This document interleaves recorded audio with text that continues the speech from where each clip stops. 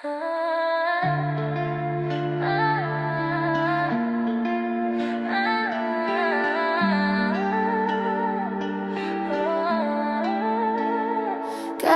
e rece, dar poza-i fierbinte. Ascundem în story tot ce nu se simte. Avem mii de prieteni, dar nimeni la masă. Căutăm fericire pe o altă adresă. Lumina e bună, unghiul e drept, dar golul din noi nu mai ținem în piept. E un teatru de pixeli, o lume de sticlă unde inima bate, dar parcă e frică. Și scrollăm până degetul doare. Căutăm în soare, în telefoane. Inimile sunt reci, dar bat în culori.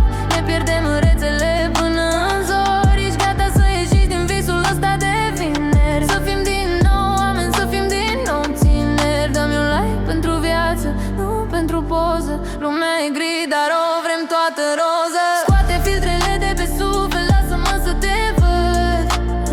Să fim noi doi, fără niciun prăpăd. Filtre pe suflet, filtre pe suflet. Ești mai mult decât cifre și comentarii. Ești mai mult decât vor să vadă adversarii.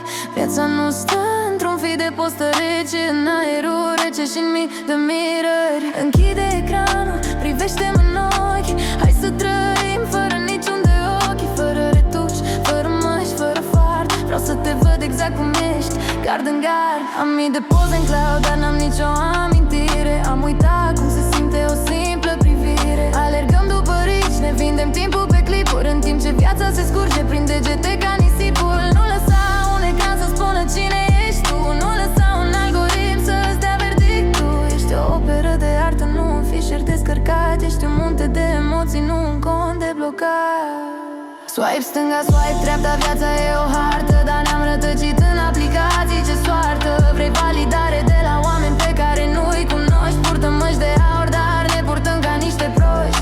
Bateria e la umor, țintă, panica e mare, dar când inima e pe zero, cine ne dă salvare? Aruncă telefonul, sparge oglinda. E timpul ca viața adevărată să ne cuprindă. Dăm un alt parax pentru viață.